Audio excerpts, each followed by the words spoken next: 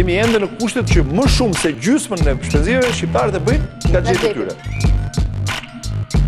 E rëndësishme është të ngjallin shpresën tek njerëzit. S'ka status pa pranga? Më rëndësishme është se kush i vë prangat, kush i tund prangat, kush i propagandon prangat. Pra po marrim ligje nga Europa, po nuk po marrim zbatueshmërinë dhe kulturën e zbatueshmërisë. Është vendim i marrë me logjikën e real politikës. Jo, Brukseli ka votuar me logjikën e Stefan Fyrit që pi raki me Nikoliçin, po, jam dakord.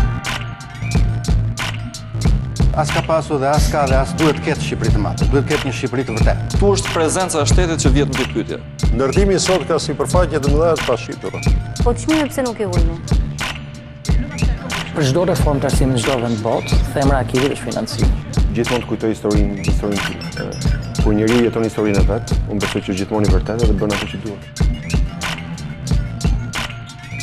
Për ta përmbyllur një herë mirë luftën e ftoftë civile në Shqipëri.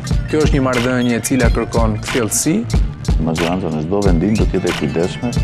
Demokraci nuk do të thotë më që merr votën dhe harron votuesin. Lufta me korrupsionin do të jetë e përditshme.